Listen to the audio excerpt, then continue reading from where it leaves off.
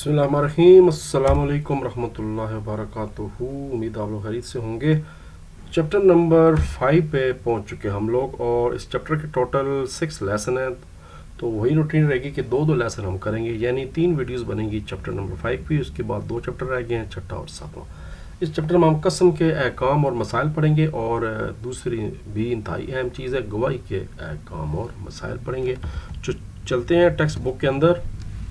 قسم کے کیا معنی ہے وہ پڑھیں گے، اس کی صورتیں کتنی ہیں، قسم اور حلف میں کیا فرق ہے، قسم کی انفرادی اور اجتماعی اہمیت کیا ہے، قرآن و سنت کی روشنی میں قسم کے احکام اور مسائل سے مفید حاصل کریں گے۔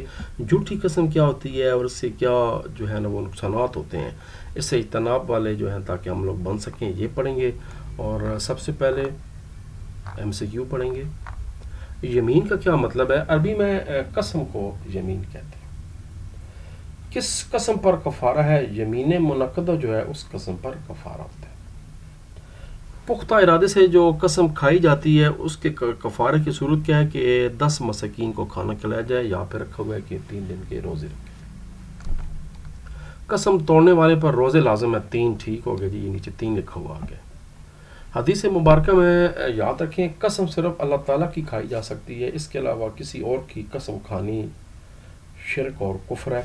پرانے دور میں بھی جو ہے نا عرب اپنے آباء و اجداد کی شرک جو ہے وہ قسم کھاتے تھے، تو حدیث مبارکہ میں ممنوع کر دی گیا ہے اپنے آباء و اجداد کی قسم کھانا، کیونکہ اللہ تعالیٰ کا حکم ہے کہ قسم صرف اللہ تعالیٰ کے لیے۔ قسم کا معنی اور مفہوم لکھیں، پیج نمبر 94۔ قسم کو قرآن حدیث میں یمین کہا جاتا ہے۔ یمین کی جمع ایمان ہے۔ اصطلاحی مفہوم ہے کسی مسلمان کا اللہ تعالیٰ کا نام لے کر، دیکھیں لکھا ہوا ہے اللہ تعالیٰ کا نام لے کر صرف قسم کھائی جا سکتی ہے، یعنی عزم کرنا، قسم کھانا اور کسی کو یقین دہانی کرانا کہ میں صحیح کہہ رہا ہوں، یہ صرف اللہ تعالیٰ کو حاضر ناظر گواہ بنا کر یہ بات کی جا سکتی ہے، اور دوسرے شخص کو یقین دہانی کروانا یمین کہلاتا ہے۔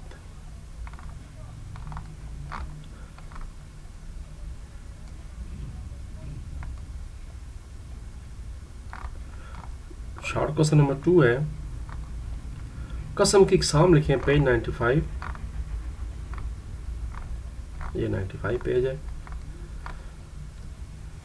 مستقبل میں کسی کام کے حوالے سے قسم اٹھانا، اس کو یمین منعقدہ کہتے ہیں۔ ماضی کے کسی واقعے پر جھوٹی قسم اٹھانا یمین غموس کہلاتا ہے، اور روزمرہ کی گفتگو میں اپنے گمان کے مطابق صحیح قسم اٹھانا لیکن وہ واقعہ اس طرح نہیں ہوا تھا یمین لغو کہلاتا ہے۔ 3 ہے، یمین منعقدہ، یمین غموس اور یمین لغو۔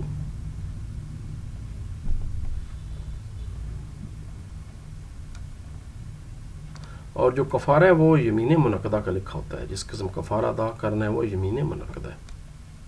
لیکن اسلام نے یمین غموس کو بھی گناہ کبیرہ کا ہے اور سخت ناپسند کی ہے، مگر اس پہ کفارہ نہیں ہوتا، جبکہ جو یمین لغو ہے اس پہ اللہ تبارک و تعالیٰ نے درگزر فرمایا ہے۔ تیسرا شارٹ کوسچن، جھوٹی قسم کے کوئی سے 2 نقصانات تحریر کریں، پیج 95 پہ ہے، آخری 2 لائنیں۔ جھوٹی قسم گناہ کبیرہ اور انسانیت کو دھوکہ دینا ہے، اور جھوٹی قسم اٹھانے والے کی طرف اللہ تبارک و تعالیٰ بروز قیامت نظر رحمت ہی نہیں فرمائیں گے۔ جھوٹی قسم یا حلف انفرادی ہو یا اجتماعی ہو بربادی کا سبب بنتے ہیں، ہمیں ان سے بچنے کی دعا کرنی چاہیے اور عملی طور پر کوشش بھی کرنی چاہیے۔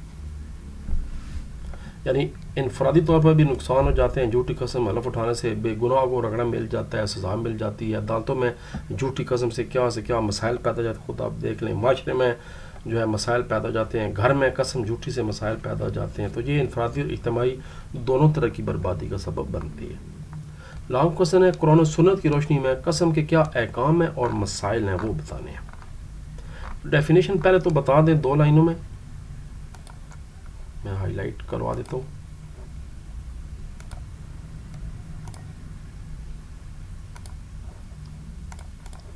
پہلے تو ڈیفینیشن بتا دیں 2 لائنوں میں، یہ والے، اس کے بعد اب یہاں سے سٹارٹ کر دیں۔ قرآن مجید میں قسم کے احکامات یہاں سے شروع کر دیں، کیونکہ احکامات کا ذکر ہے کہ بتانا ہے، یہ والا پیراگراف ترجمہ آ جائے گا، سورہ مائدہ کا یہ مکمل ہو جائے گا۔ قسم کے حوالے سے دوسری بات یہ، قسم صرف اللہ تعالیٰ کے نام کے ساتھ ہی ہو، اس کے علاوہ والدین، نبی کریم صلی اللہ علیہ وسلم یا کسی دوسری بھی معتبر یا مقدس چیز کی قسم کا شریعت میں کوئی تصور نہیں ہے۔ حدیث شریف آ جائے گی، اللہ تعالیٰ نے تمہیں اپنے باعثات کی قسم اٹھانے سے منع فرمایا ہے۔ صحابہ کرام بھی کبھی بھی اللہ تعالیٰ کے علاوہ کسی قسم نہیں اٹھاتے تھے، کیونکہ آپ صلی اللہ علیہ وسلم نے فرمایا کہ جس نے اللہ تعالیٰ کے علاوہ کسی چیز کی قسم اٹھائی گویا اس نے شرک کیا۔ استغفر اللہ۔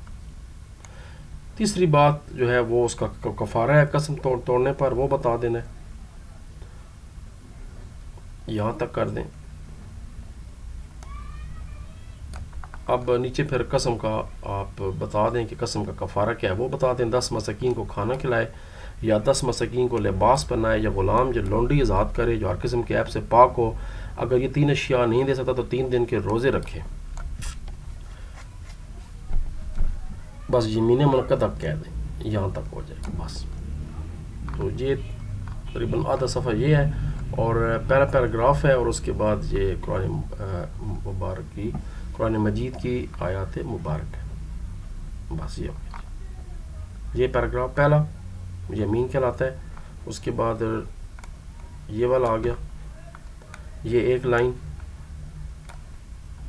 یہ ساری بتانی سوری، یہ احکامات آ گئے، حدیث شریف آ گئی، اور قسم کا کفارہ آ گیا، یہ بتا دیں بس۔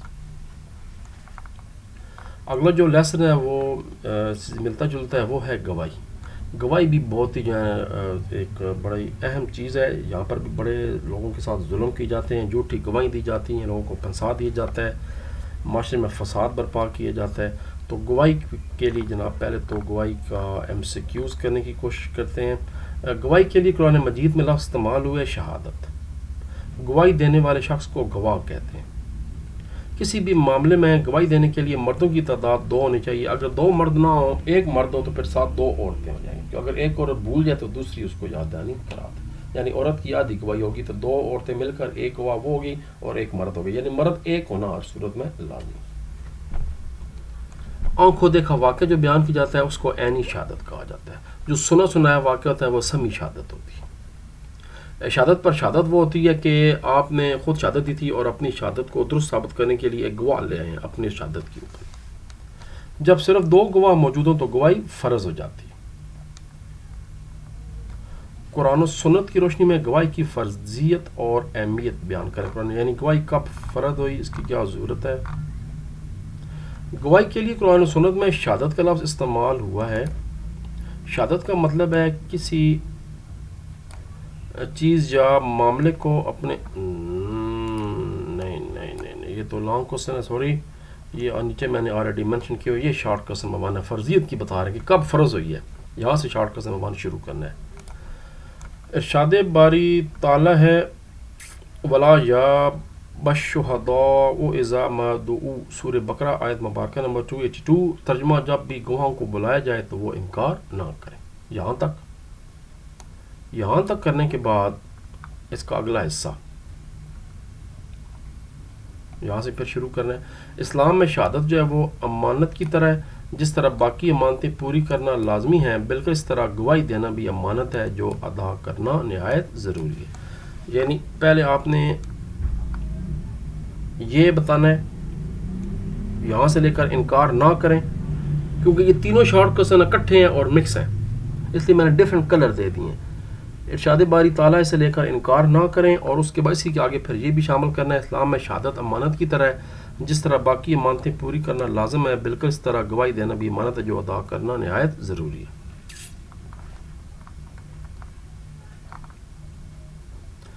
عینی شہادت اور سمی شہادت کی وضاحت کریں، پیج 98۔ یہاں سے شارٹ کوسچن نمبر 2 شروع ہو رہا ہے۔ گواہی دینا بعض اوقات آنکھوں دیکھا واقعہ بیان کرنا ہوتا ہے، جس کو عینی شہادت کہتے ہیں، جبکہ بعض اوقات گواہ کسی چیز کو سن کر شہادت دیتا ہے، اس کو سمی شہادت کہتے ہیں۔ بس 2 قسم کی شہادتوں کا پوچھا گیا تھا۔ یہ اب میں باقی کلر مٹا رہا ہوں تاکہ ہر چیز مکس نہ ہو جائے۔ اس کا جواب اب یہاں سے شروع ہوگا، شارٹ کوسچن نمبر 2۔ یہ شارٹ کوسچن نمبر 2 ہو گیا۔ شارٹ نمبر 3 بھی انہی کے ساتھ مکس ہوئے ہوئے ہیں۔ جھوٹی گواہی دینے اور گواہی چھپانے کی وعید بیان کریں۔ وعید آ گئی، یہ شارٹ کوسچن نمبر 3 ہے۔ گواہی چھپانے کی ممانعت کے حوالے سے اللہ تبارک و تعالیٰ نے ارشاد مبارک ہے وَلَا تَكْتُمُوا الشَّهَادَةَ وَمَن يَكْتُمْهَا فَإِنَّهُ آثِمٌ قَلْبُهُ واللہ بما تعملون علیم. سورہ بقرہ آیت مبارکہ نمبر 283. اور گواہی کو مت چھپاؤ، اور جس کسی نے اس گواہی کو چھپایا بے شک اس کا دل گناہ گار ہے، اور جو کچھ تم لوگ کرتے ہو اللہ اس سے خوب جاننے والا ہے.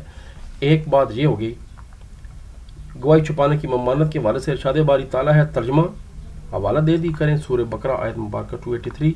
اس کے بعد یہاں سے جمپ لگا کر اس سوال کا دوسرا حصہ یہ ہے، رسول اکرم صلی اللہ علیہ وسلم کا ارشاد ہے کہ جھوٹی گواہی بتوں کی پوجا کرنے کے برابر ہے. جھوٹی گواہی بت پرستی کے برابر قرار دی گئی ہے. جھوٹی گواہی شرک کے برابر کر دی گئی ہے، اور آپ کو پتہ ہے کہ شرک سب سے بڑا ظلم ہے. ان الشرک لظلم عظیم. تو 2.5 لائن یہ کرنی تھی، اور اس کے بعد گواہی کو مت چھپاؤ والے اوپر سے یہاں سے گواہی چھپانے کی ممانت کے حوالے سے. کیونکہ دیکھیں سوال میں 2 چیزیں پوچھی گئی تھیں، جھوٹی گواہی دینے اور گواہی چھپانے کے وعید بیان کریں. 2 چیزیں پوچھی گئی تھیں. جھوٹی گواہی دینے کے بارے میں حدیث آ گئی، اور گواہی چھپانے کے بارے میں اللہ تعالیٰ نے وعید کر دی کہ وہ سخت گناہ گار ہے. چوتھا سوال آخری ہے، سچی اور جھوٹی گواہی کے اثرات بیان، یعنی سچی گواہی کے کیا اثرات ہیں اور جھوٹی گواہی کے کیا اثرات ہیں. ہمیشہ کی طرح عموماً آخری شارٹ آخری پیراگراف سے ہوتا ہے. جی سچی گواہی سے معاشرے میں امن قائم ہوتا ہے، بھائی چارے کے جذبات فروغ پاتے ہیں، ایک دوسرے کے لیے ایثار کا جذبہ پیدا ہوتا ہے، رضا الہی کا حصول ممکن ہونے کے ساتھ ساتھ احساس ذمہ داری جیسے احساسات فروغ پاتے ہیں. جبکہ جھوٹی گواہی سے اللہ تبارک و تعالیٰ ناراض ہوتا ہے، دشمنیاں فروغ پاتی ہیں، معاشرے میں بے سکونی پیدا ہوتی ہے، معاشرہ بد امنی اور ظلم کا شکار ہو جاتا ہے. تک فل سٹاپ آپ کی مرضی ہے، کریں یا نہ کریں. لانگ کوسچن، قرآن و سنت کی روشنی میں گواہی کے احکام اور مسائل. پہلے تو 2 لائنوں میں ڈیفینیشن بتا دیں کہ یہ حقدار حق مل سکے، یہ پہلے بتا دیں 2 لائنوں میں. اچھا یہ ایکسٹرا شارٹ آ سکتا تھا کہ گواہی کس کیا معنی ہے، یعنی ایکسٹرا شارٹ یہ آ سکتا ہے. تو 1.5 لائن یہ ہو گئی. اس کے بعد یہاں سے شروع کریں گے. ارشاد باری تعالیٰ فرضیت آ گئی، گواہی چھپانے کی ممانعت آ گئی، یہ بات بتا دیں. یہ 3 باتیں ہو گئیں. شہادت کی اقسام کیا ہیں وہ بتا دیں، عینی شہادت، سمی شہادت اور شہادت علی شہادت. شہادت کی شرائط کیا ہیں، 5ویں چیز بتا دیں، عاقل اور بالغ ہو، اور سورہ بقرہ کی پھر آیت مبارکہ بتا دیں. پھر آخر میں بتا دیں کہ گواہی کی کیا اہمیت ہے. نبی صلی اللہ علیہ وسلم نے ارشاد فرمایا یہاں سے لے کر، اور آخری ٹاپک ہوگا کیونکہ 6-7 نمبر کا سوال ہوتا ہے کہ جھوٹی گواہی کے کیا کس کے بتوں کے برابر پوجا کرنے کے برابر کر دی گئی ہے. یہاں تک کرنا ہے آپ نے. 1 پیراگراف 2 3 گواہی دینے کے لیے کیا شرط ہیں 4 گواہی کی قسمیں شہادت 5 اور دونوں آیات مبارکہ 6-7 اور پہلی لائن 1.5 ہو گئی. ڈیفینیشن 8 سے بن جائیں گے سوال کی.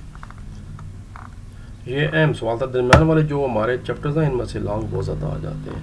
تو پھر اگلا جو ہے لیسن وہ حقوق العباد کا ہے. حقوق العباد میں ہمسائیں کے حقوق ہوں گے. 1 لیسن اس ویڈیو پہ بنے گا اگلی ویڈیو پہ، اور ساتھ ہی پھر اگلی ویڈیو پہ بنے گا جی سود کی غربت. مگر تب تک کے لیے اجازت. اللہ تبارک و تعالیٰ ہم سب کامی و ناصر ہو. اللہم صلی علی سیدنا محمد وعلی آل سیدنا محمد بارک وسلم صلی اللہ علیہ. پاکستان زندہ باد.